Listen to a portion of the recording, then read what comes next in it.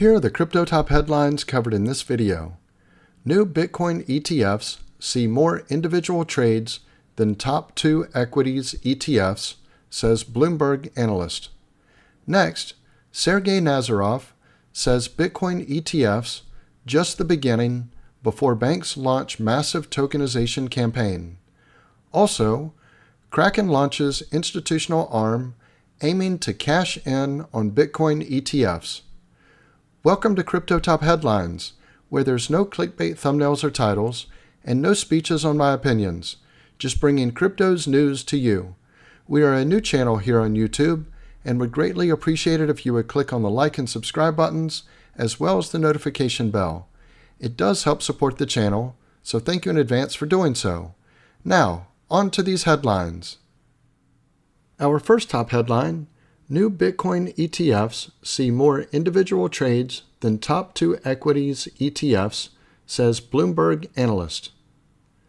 A prominent Bloomberg analyst says that Bitcoin exchange-traded funds, which only launched in January, are seeing more individual trades than the top 2 ETFs in the equities markets.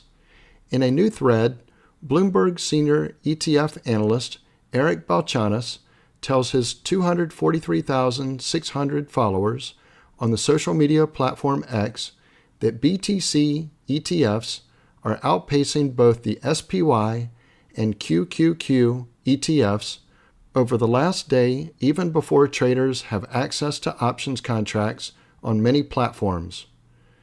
This is a wild stat. There were more individual trades yesterday in the Bitcoin ETFs than there were in the SPY or QQQ, and this is before they have options and/or are available on many advisory platforms.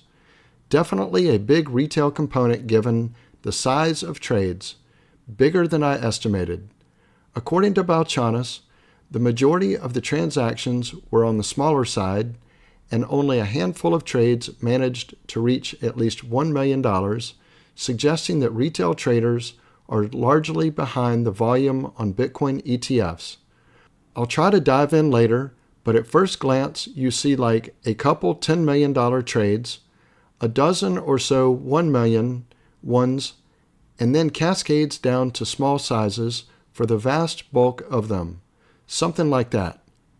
Balchanas goes on to agree with Bitwise Invest Chief Executive Hunter Horsley's assessment that the launch of the BTC ETFs were essentially Bitcoin's initial public offering moment. Bitcoin ETFs were Bitcoin's IPO moment, now available to any investor with the click of a button. This is what I've been trying to say to the underwhelmers. Can't overstate how easy, cheap, standardized ETFs make stuff. In this case, the fact they are regulated is the cherry on top. Bitcoin is trading for $63,842 at time of writing, an 11.69% increase during the last 24 hours. Let me pause here for a moment. If you're getting value out of this video, please click on the like and subscribe buttons as well as the notification bell. Our next top headline: Sergey Nazarov says Bitcoin ETFs just the beginning before banks launch massive tokenization campaign. Chainlink, or Link, creator Sergey Nazarov says the recent launch of spot Bitcoin exchange-traded funds is a watershed moment for the industry, as it could mark the beginning of a massive influx of capital from global finance. In a new interview on Bloomberg Television, Nazarov says the net new buyers of the current crypto market cycle are the institutions of the world financial system, who will be looking for other ways to access digital assets following the success of the Bitcoin ETFs. He says that even under tame estimates, much more value remains left to flow into crypto markets. Historically, the way this has evolved is that net new buyers drive more adoption and market cycles. And I think the question to ask is, who are the net new buyers in this cycle? The net new buyers are the global financial system, which is a very big group of net new buyers.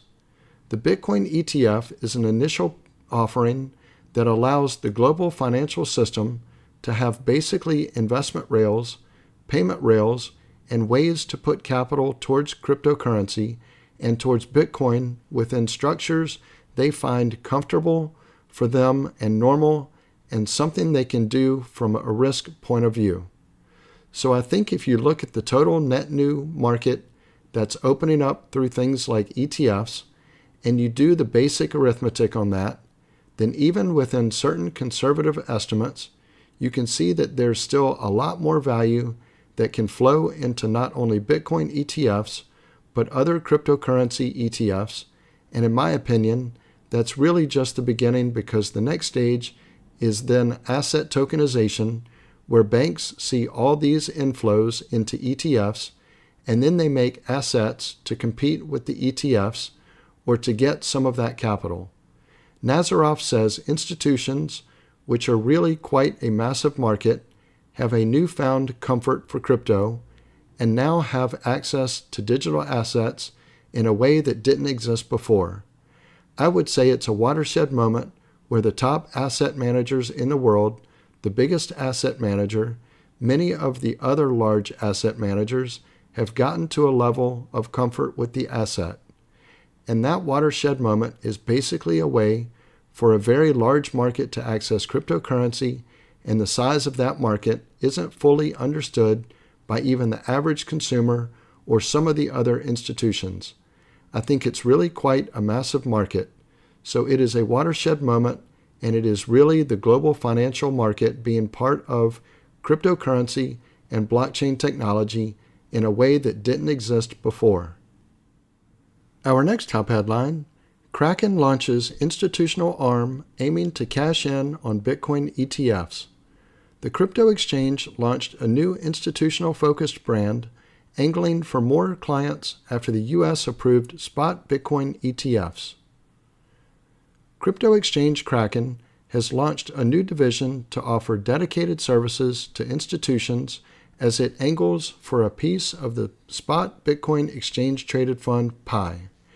Kraken announced its new institutional brand on February 27th that folds in its existing institutional offerings of spot and over-the-counter trading along with crypto staking for those outside the United States, and is aiming it toward asset managers, hedge funds, and high-net-worth individuals. Staked co-founder Tim Ogilvy, who joined Kraken when it acquired his firm in December 2021, will head Kraken Institutional, and said in a statement that institutional adoption of crypto is growing rapidly. The recent ETF approval has spurred broader institutional demand, Ogilvy added. The new 9 Bitcoin ETFs have seen an aggregate inflow of $6 billion since their launch in January, an average daily inflow of $196 million. They also recently hit a new daily volume record of $2.4 billion. Grayscale's ETF has seen billions in outflows, but other funds have offset the selling with their inflows, with BlackRock's and Fidelity's ETFs leading the pack. Coinbase is the custodian for 8 of the 10 newly launched Bitcoin ETFs, leading some analysts to predict strong earnings for the firm in the year ahead. Kraken could now also be angling for a slice of that action. In a blog post on February 27th, Ogilvy wrote that Kraken Institutional will launch a qualified custody service backed by Kraken Financial, a Wyoming-chartered special-purpose depository institution. Kraken Institutional competes directly with Coinbase Institutional and Coinbase Prime, which launched in 2021 to cater for institutional investors.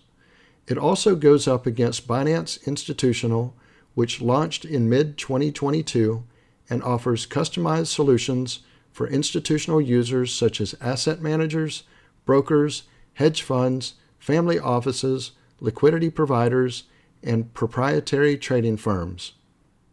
So this concludes our top headlines. If you haven't already done so, don't forget to click on the like and subscribe buttons as well as the notification bell. Also, leave your thoughts in the comments and share this video with your friends and family. Thank you all for watching Crypto Top Headlines, bringing crypto's news to you.